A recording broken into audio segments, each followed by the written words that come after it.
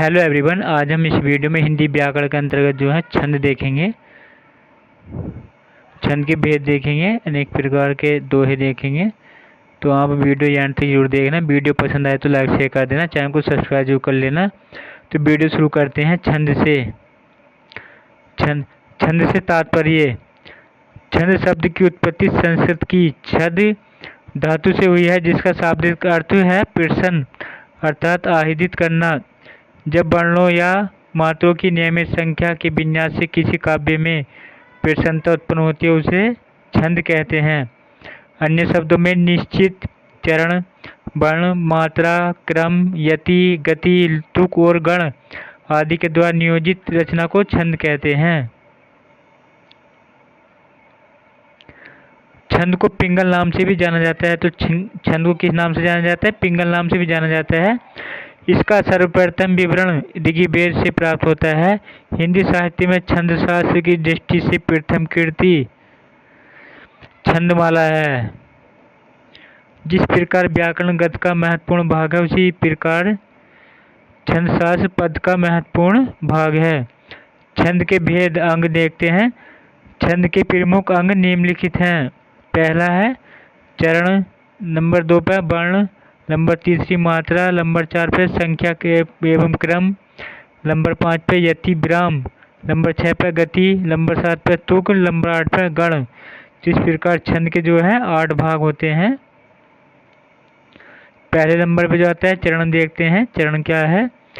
छंद पंक्तियों का समूह होता है, जिसके 4 भाग होते हैं और प्रत्येक पंक्ति में समान वर्ण या मात्राएं होती हैं। इन्हीं पंक्तियों को चरण या पाद या पद कहते हैं। चरण मुख्य 2 प्रकार के होते हैं, सम एवं विषम चरण होते हैं। छंद के प्रथम 33 चरण को विषम तथा दूसरे चौथे चरण को सम कहते हैं। हिंदी में कुछ छंदों में चरण 4 होते हैं, परंतु उन्हें लिखा 2 ही पंक्तियों में जाता है, जैसे सोरठा, दोहा आदि। इस प्रकार के छंद को प्रत्येक पंक्ति को दल कहा जाता है। कुछ छंदों को 6 पंक्तियों में लिखा जाता है।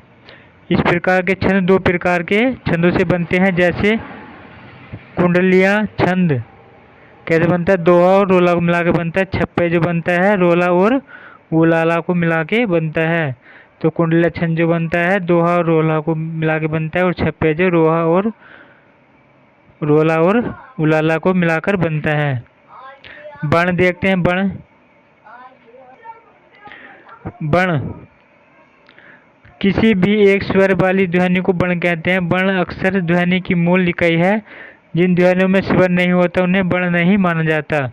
उदाहरण के लिए हलंत वाले शब्द जैसे अहम का मैं वर्ण नहीं माना जाता है। संयुक्ताक्षर वाले शब्द का पहला अक्षर सत्य का तय वर्ण नहीं माना जाता है। वर्ण 2 प्रकार के होते हैं। वर्ण जो है 2 प्रकार के माने गए, लघु वर्ण। लघु या ह्रस्व वर्ण बोलते हैं। लघु ह्रस्व या वर्ण। लघु को ह्रस्व बोलते हैं, वर्ण बोलते हैं। जिन वर्णों के उच्चारण में 1 मात्रा काल का समय लगता है उन्हें लघु या ह्रस्व वर्ण कहते हैं। लघु वर्ण के लिए एक पई रेखा चिन्ह प्रयुक्त किया जाता है। लघु वर्ण में निम्नलिखित को शामिल किया जाता है, जैसे अ, ई, उ, री, की, नु, प्र।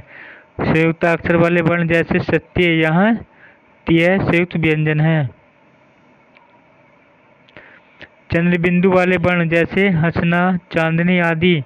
हलंत वाले देखेंगे जैसे सुगध, अहम अर्थात आदि।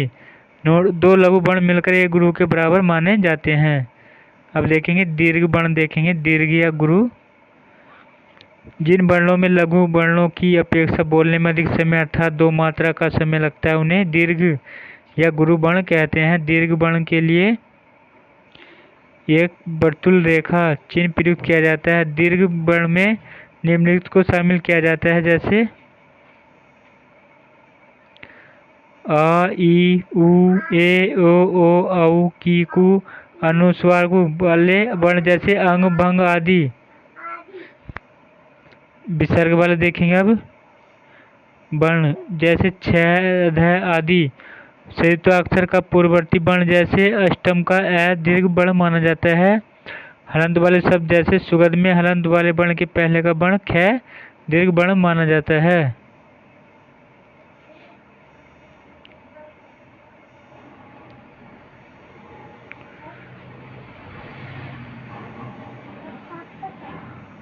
मात्राओं का ज्ञान देखेंगे। मात्रा किस प्रकार लगाते हैं। मात्रा वर्णों के उच्चारण में जो समय लगता है उसे मात्रा कहते हैं। लघु वर्णों की मात्रा एक और गुरु वर्णों की मात्रा दो होती हैं। इस तरह मात्रा दो प्रकार की होती हैं। लघु हस्फ के लिए एक डंडा का इस्तेमाल करते हैं, जैसे ए ई उ री एक मात्रा वाले हैं। दीर्घ गुरु के लिए चिन्ह का प्रयोग करते हैं, गुरु चिन्ह का। आ ई उ ए ओ औ दो मात्राओं के लिए प्रयोग किया जाता है। ये संख्या एवं क्रम देखते हैं। वर्ण या मात्रा की व्यवस्था को क्रम कहते हैं, अर्थात गुरु और लघु के ही सही स्थान निर्धारण को क्रम कहते हैं। वर्णों एवं मात्राओं की गणना को संख्या कहते हैं। यति विराम देखते हैं। छंदों को पढ़ते समय बीच बीच में कुछ रुकना पड़ता है, इन्हीं विराम स्थलों को यति कहते हैं। सामान्य छंद के 4 चरण होते हैं और प्रत्येक चरण के अंत में यति होती है। छोटे छंदों में यति चरण के अंत में होती है, जबकि बड़े छंदों में एक ही चरण में एक से अधिक यति होती है। यति को विभिन्न चिन्हों जैसे comma, full stop, double line वाले, उपसर्ग आदि द्वारा दर्शाया जाता है। गति देखते हैं। गति का अर्थ है लय है। छंदों को पढ़ते समय मात्राओं के लघु अथवा दीर्घ होने के कारण जो विशेष प्रभाव उत्पन्न होता है उसे गति लय कहते हैं। मात्राओं की संख्या लघु तथा गुरु का गति में विशेष महत्व होता है। मात्राओं की संख्या में उतार चढ़ाव गति में अवरोध उत्पन्न होता है। तुक देखते हैं। तुक किसे कहते हैं। छंद के प्रत्येक चरण के अंत में स्वर व्यंजन की समानता को तुक कहते हैं। जिस छंद में तुक नहीं मिलता उसे अतुकांत और जिसमें तुक मिलता है उसे तुकांत छंद कहते हैं। गण देखते हैं। 3 वर्णों के समूह को गण कहते हैं। गणों की संख्या कितनी है। 8 है।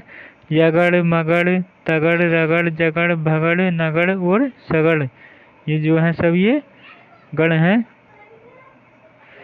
इन गणों के नाम रूप हैं। यह माता राज बाहन से लगा सूत्र द्वारा सरलता से ज्ञात जाते हैं। सूत्र में पहले 8 वर्णों से गण का तथा अंतिम वर्ण लघु गा गुरु मात्रा का ज्ञान होता है। गणों के नाम, सूत्र, चिन्ह और उदाहरण इस प्रकार हैं। जैसे गण होते यगड़ का या माता हो जाएगा या माता, इसका ये हो जाएगा चिन्ह, बहाना हो जाएगा। मगड़ का मतारा आजादी, तगड़ का ताराब, तगड़ का ताराज बाजार हो जाएगा। रगड़ का राजभा निर्जा, जगड़ का जबान महेश, भगड़ का भानस मानस, नगड़ का नसल कमल, सगड़ का सलगा ममता।